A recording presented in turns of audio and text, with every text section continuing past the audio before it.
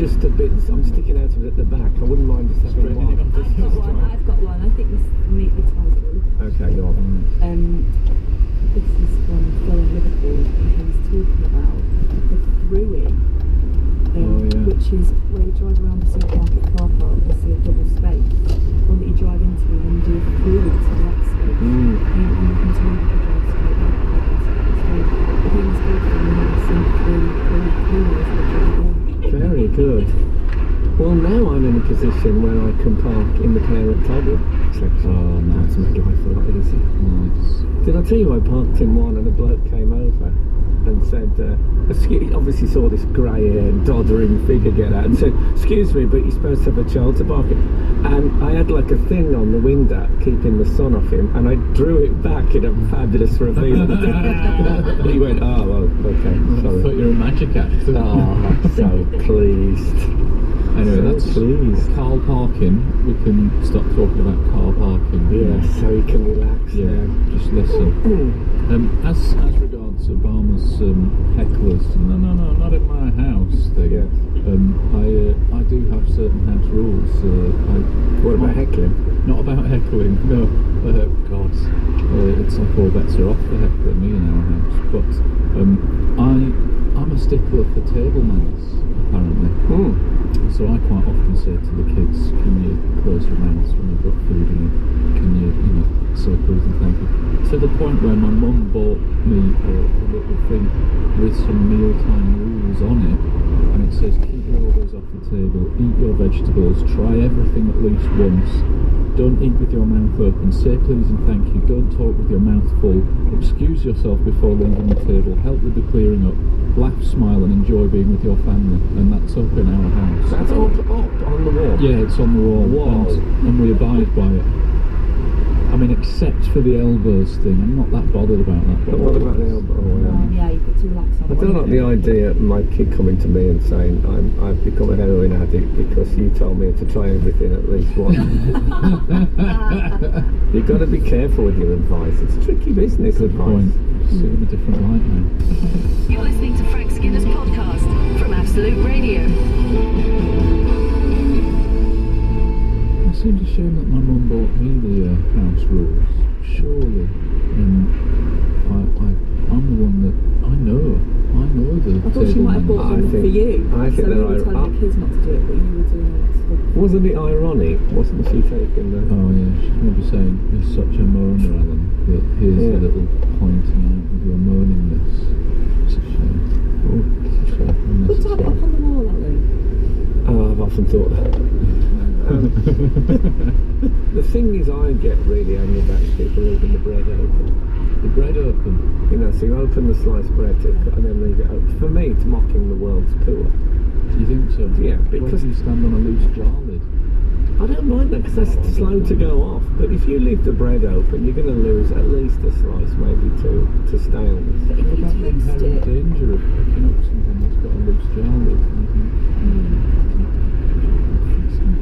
Securely fastened with a jam lid or whatever. Yes.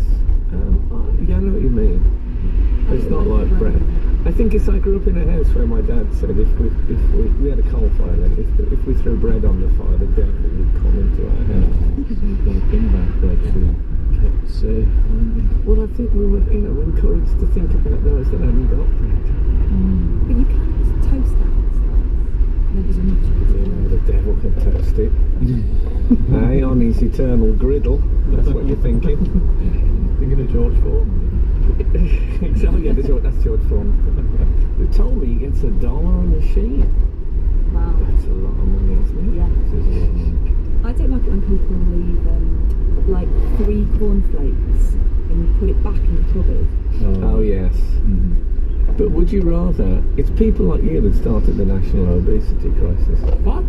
Because people have to eating a bit more than they want because they're worried that Izzy's going to say, "Oh, why did you put that back in the cupboard?" You could have half. What I often do is if there's not very much left, if there's slightly too much for a bowl, I'll have half of it and then half of another type of cereal. No? Yeah, no, This is- I can see that. This is one of the things that my son rolls his eyes at, because if he has mixed cereal, I would always say, I never had mixtures. When I was a kid, we never thought of mixing cereals in the same bowl. Never occurred to us. He always go, just, I'm so boring around the house. You've got to add that to the rules They now. just loathe me. No, he's Yeah. allowed to mix cereals. Oh, right. It's just, I never thought of it. I've only thought of that in the 70s and 80s. I used to do it from very young. Did you really? Yeah. But I was very innovative. Different world, isn't it? In that Different way. world. I think like when people sift through the biscuits, you know, so have you got anything? Have you got Cherry anything to eat? picking. And I go, yeah. My friend Dan does it a lot, who I know as well. He is allergic to nuts, so he asks what that. I say, no, they haven't got nuts. And he lifts the lid off and then he goes, no. With his hands. Yeah, sort of sifts through them and puts it back. See, I had a friend that used to come round on a Sunday, and then he would go to the toilet, to sit down, which to do that in someone else's house, I was thinking out of the but he'd take the Sunday paper with him. And when he came back, it was like having a radioactive isotope in the kitchen. They all felt quite bad. Can I say, my doubt about Jean-Paul satire was because they're actually called the Jean-Paul Sartre experience. So it was, I thought John Paul's satire was a really great book. Well, it was, but it was Daisy's, not theirs. Skinner, Dean, and Cochrane. Together, The Frank Skinner Show. Absolute Radio.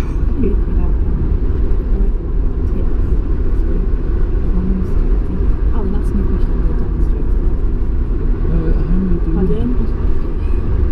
I was saying, Pardon? Is she a little hard to hear? Well, I now feel bad, because basically this week I've been going, why did you have some problem halfway through the sentence? Is it pardoned, you say? Yeah. Okay, so it's borderline pudding, what you're saying. Maybe she's asking for pudding and all Maybe this. she is, darling. She is. Do you keep her in a cell where you just pass her through to a letterbox? I just passed a steak. Oh, She's she yearning for wants some black variety. pudding. You should extend your relationship with her by making her a nice meal. Actually, yes. Lemon meringue pie. So she's not hard of hearing. I don't think she is. She says that I mumble. Congratulations. That's very excellent. Brilliant. You've peaked. Yeah, I usually, the last hour of the show is rubbish for me. This is 9:45, I think I'm drawn. And the other thing she does is she would go over there to get the... Until the That's trailer it, off. that's just she's always laziness. done that. She's always done that. But I do feel bad because she's doing a lot of childcare at the moment. As we speak, she might be listening. Well, maybe it's just fatigue.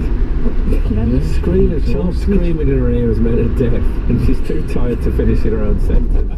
And you're here mocking her. Is that right? I think I trail off my own sentences, but I think it's partly that I Ronnie get so... Biggs. Ronnie Biggs, of course. Yeah.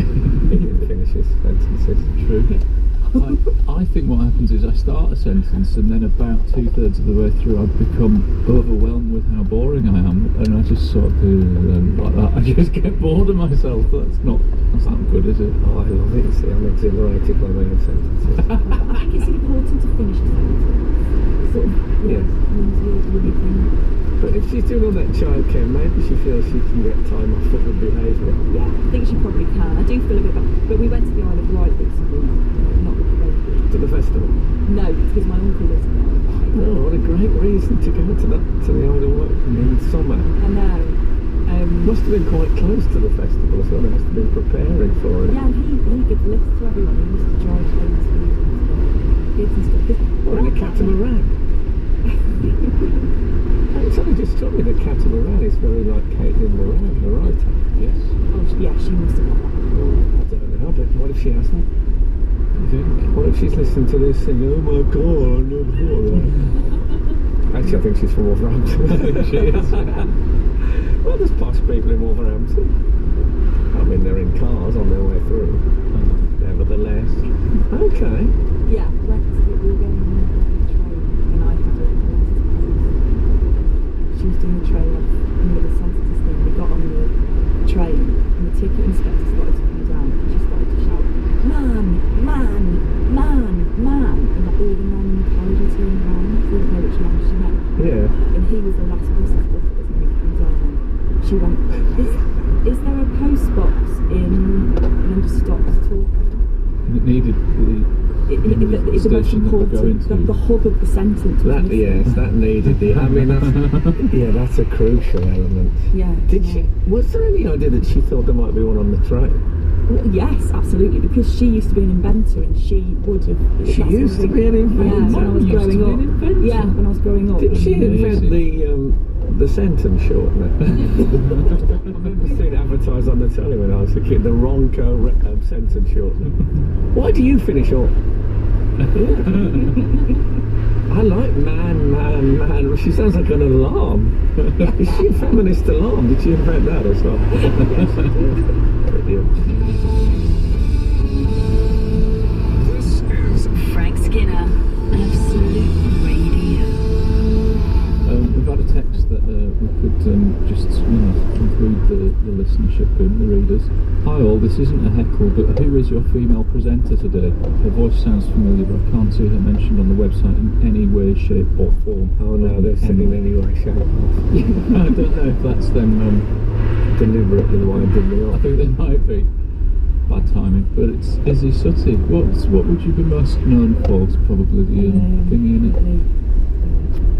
Voiceovers of teabags. Which tea bag is it? Tatloo. Oh, okay. Jumping off the bridge in Matlock for a bet. Oh yeah, I remember Is that that. what you're known Circa for? 92. Yeah, I'd say those two Peep show. things. Yeah, Yeah, I'll peep show, yeah. yeah. I was, I'd put that at second into the bridge first, and then the tea bags. What's it? We put the tea bags first. Yeah. Or did you put the milk first? You one of those? Oh no, God no. What do you think? What was the sugar though? No one has sugar anymore. It's less common for sure. We've got a nice, talking about mums, we've got a lovely text saying, whenever my 75-year-old mum takes my frail 95-year-old grandma to Tesco's, I often park in the mother and child parking space. That is brilliant. They have been questioned on many occasions, to which my grandmother always replies, I am the mother and this is my child. That's brilliant. Well, they should have a bit. They should have a bit next to the parent-toddler bit for senior people, like old people and their children. They should have like 95 and 75. Well, I think that brilliant. She probably is toddling a little bit, the 75-year-old. More than that, yeah. 95-year-old must be. I thought you were going to say, when they ask her why she's parking there, she says, what? Yeah, or half before they finish the sentence. Yeah, exactly. I don't. Pudding? Because they do love pudding, you know. They do. Oh, God, they love pudding. We're teaching our baby, well, we're going to teach the baby Welsh and English. She's only 9 months. So Ellis speaks to her in Welsh. Yeah. Ellis is your part. He's my partner. His first language is Welsh, so he speaks from Welsh and speaks to her in English. She's making noises which sound like Welsh now, but I think Well, they all do. chance. My stomach makes noises that sound like Welsh. Yeah, mine too. Yeah. That's funny, actually. I hadn't thought of that. When does the portal open for language? It's not a local pub. It's when does it open? Is this today's texting? Are we No, gonna but get do you know what I mean? text from Yeah, Is it but worth you mean, I Crystal? suppose you're absorbing stuff from it before you can speak. You must be, because babies cry in an accent, don't they? Did you know that? Do they? Do they? Yeah. So, like, babies in, I don't know, Russia would cry in a different way. Oh, there you are. Whereas in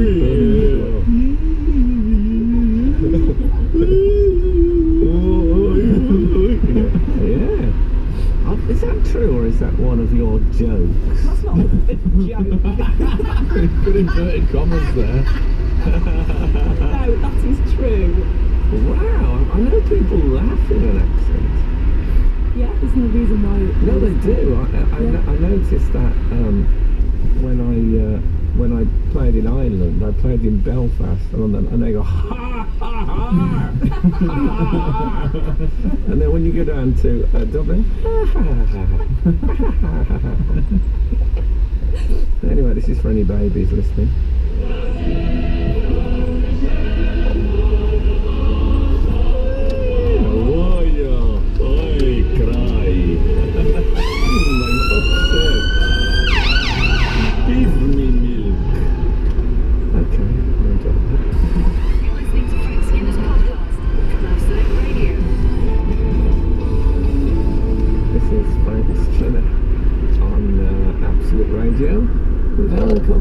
Izzy Sooty is here this morning. You can text the show on 81215, follow the show on Twitter at Frank on the Radio, email the show via the Absolute Radio website. I don't know if you've seen P. Diddy recently. Do you mean Diddy? I mean Diddy. No longer. Got the P. He's dropped the P, yeah. Oh, I still call him P. Diddy. I think I'm a step behind. What was he, Puff Daddy first? He was he was Sean Combs, wasn't he, first? And then he was Puff Daddy, and then he became P. Diddy. And now he's just Diddy. No, he's just Diddy. And then he'll be D. D-man.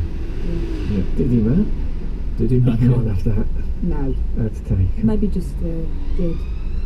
Yeah? He has allegedly attacked his son's American football coach with a kettlebell. Kettlebell? No, what a kettlebell is. I do know what a kettlebell I is. didn't know, I know I had you to do, Google because it. you work out. Very familiar with kettlebell. I know what a kettlebell is. It looks like if Mickey Mouse became a Cyberman. Yeah. That's what he'd look like. Yeah, it also looks like, remember you brought in your bowling ball bag? Yes. Like a bowling ball with a handle. Yes, I do remember that. If you were to fill that with cement, you could sort of fashion your own kettlebell. couldn't Yes, you? well, it's just a weight, isn't it? I don't know why it has to have It's a a weight special with a name. handle. I think they started in Russia and they were called hoods. Were they? Yeah, I think so. They were used as weights at like the farmers' markets or something like that. Is that the Russian